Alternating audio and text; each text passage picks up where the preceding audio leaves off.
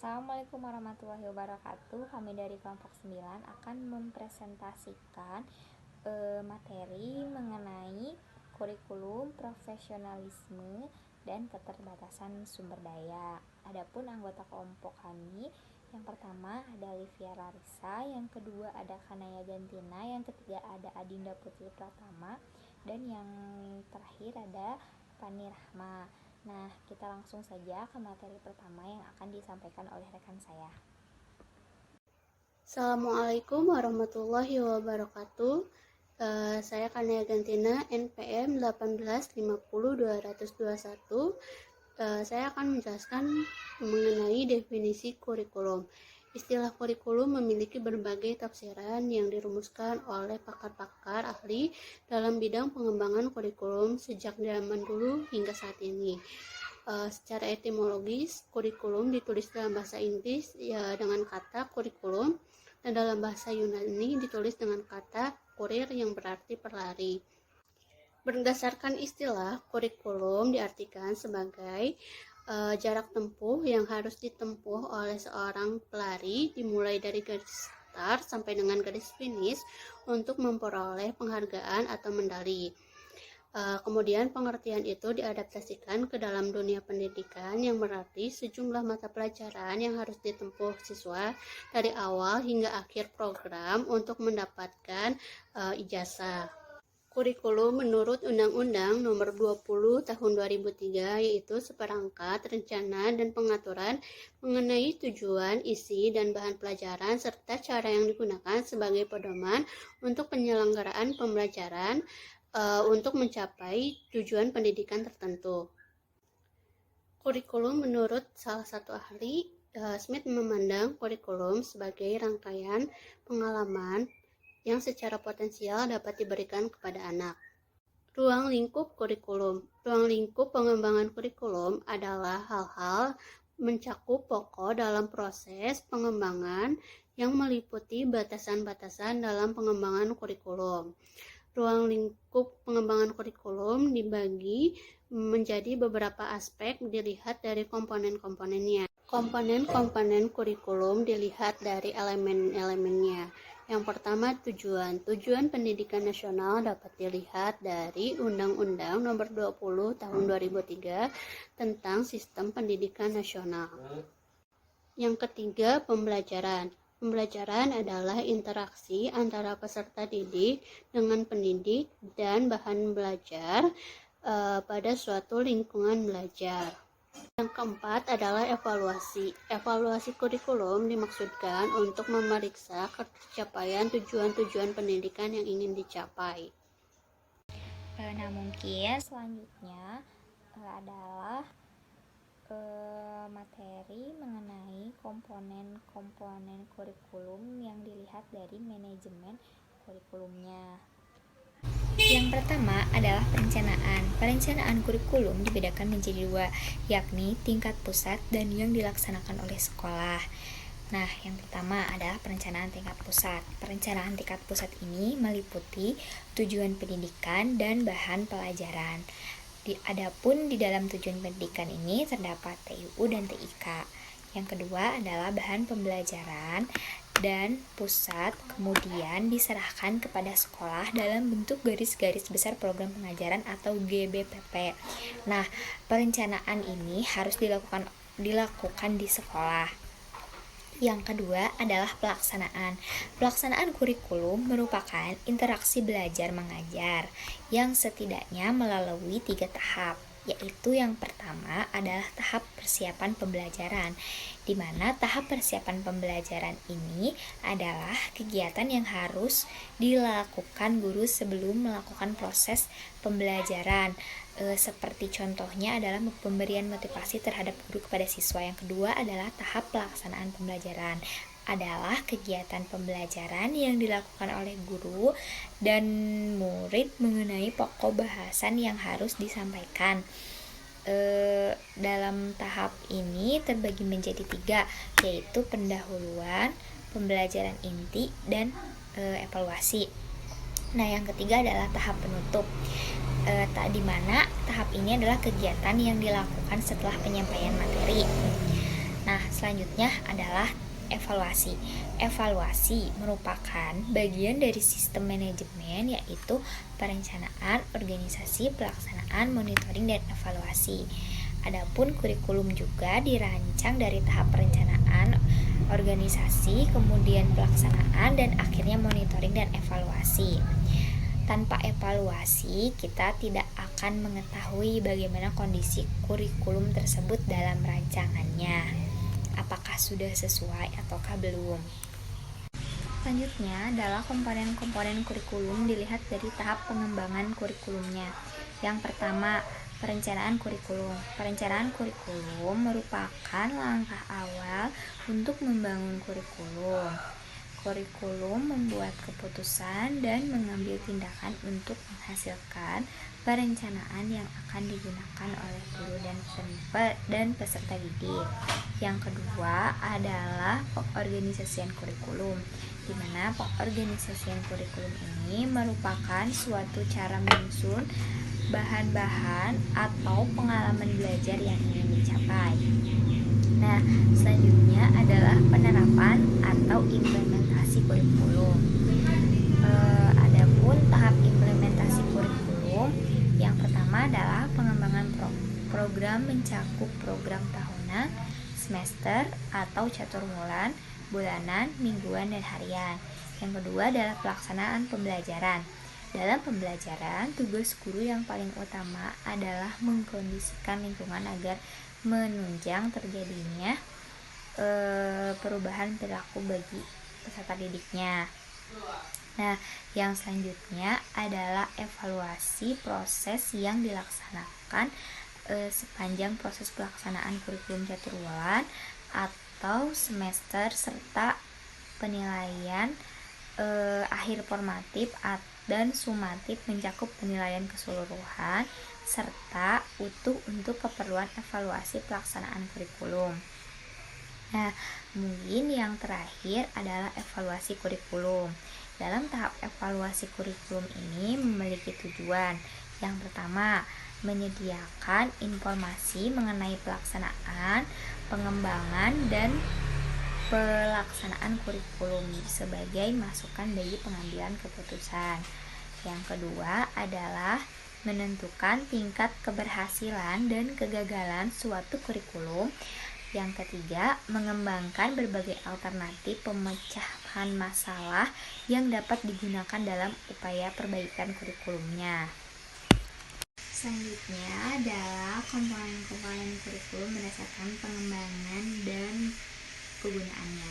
Yang pertama adalah kurikulum nasional, di mana kurikulum ini disusun oleh tim pengembang tingkat nasional dan digunakan secara nasional.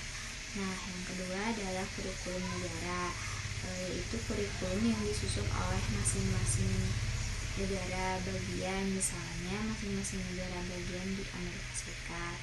Terus yang selanjutnya adalah kurikulum sekolah, di mana kurikulum ini disusun oleh satuan pendidikan sekolah.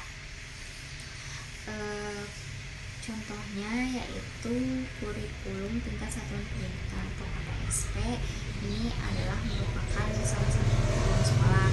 Kurikulum sekolah ini lahir dari keinginan untuk melakukan diferensiasi dalam kurikulum. Assalamualaikum warahmatullahi wabarakatuh. Di sini saya akan menjelaskan tentang kurikulum terpisah-terpisah. Maksud dari kurikulum terpisah-terpisah ini adalah kurikulum ini menyajikan segala bahan pelajaran dalam berbagai macam mata pelajaran yang terpisah-terpisah satu sama lainnya. Bahan pelajaran disajikan secara sistematis dan logis.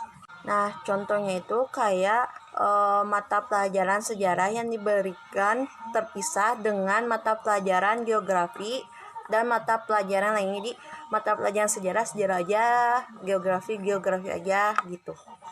Nah, yang kedua itu ada kurikulum terpadu. Kurikulum ini yang bahan ajarnya diberikan secara terpadu. Misalnya kayak ilmu pengetahuan sosial itu ada mata pelajaran sejarah, geografi, ekonomi, sosiologi, dan sebagainya. Nah, dalam proses pembelajaran dikenal dengan pembelajaran tematik yang diberikan itu ada matematika, sains, bahasa Indonesia, dan mata pelajaran yang lainnya. Nah, yang ketiga itu ada kurikulum terkolerasi. Kurikulum ini yang menekankan perlunya hubungan di antara dua atau lebih mata pelajaran tanpa menghilangkan batas-batas setiap mata pelajaran. Misalnya itu sejarah dan ilmu bumi dapat diajarkan untuk saling memperkuat. Terus ada 3 jenis kolerasi yang sifatnya bergantung dari jenis mata pelajaran. 1. Kolerasi faktual. Nah, yang kedua itu ada korelasi deskriptif. Yang ketiga itu ada korelasi normatif. Jadi 3 jenis korelasi itu ada korelasi faktual, deskriptif, sama normatif. Nah, yang selanjutnya itu ada definisi profesionalisme guru.